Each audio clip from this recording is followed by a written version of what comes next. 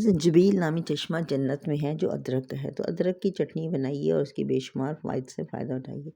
ये अदरक मैंने पहले छील के धो लिया है और इसको गोल गोल टुकड़ों में काट लिया ताकि मुझे कूटने में आसान हो।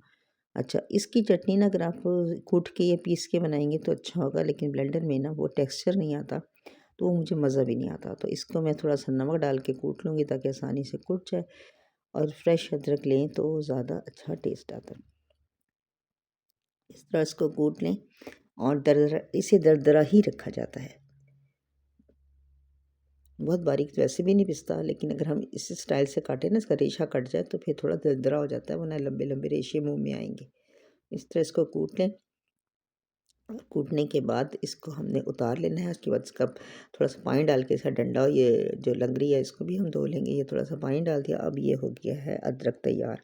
अदरक में अपनी मिर्ची होती हैं, इसलिए इसे किसी भी चीज़ की ज़रूरत नहीं है। सरसों का तेल मैंने थोड़ा सा लिया और इसमें डाला है सफ़ेद ज़ीरा। सफ़ेद ज़ीरे को गोल्डन करना है, काला नहीं करना। और इसी गर्म तेल में डाल के फ़ौरन ये गोल्डन हो जाता है तो हमने ये डाल देना अदरक। अदरक नमक के अलावा इसमें कोई मिर्च विर्च नहीं पड़ती, और इसकी जो अपनी तेज़ी है वो भूनने से निकल जाती है, तो इसके तमाम तरफ फ़वाइद हमें मिल जाते हैं। इसका पानी खुश्क कर लें यहाँ तक भुने के हल्का सा ऑयल दोबारा निकल आए। जब ये निकल आएगा तो ये खाने के लिए तैयार हो जाएगा। ये बेहतरीन है हर तरह से, हाज़मे के लिए, शुगर, ब्लड प्रेशर, हर तरह के, और नाश्ते के लिए सबसे अच्छा।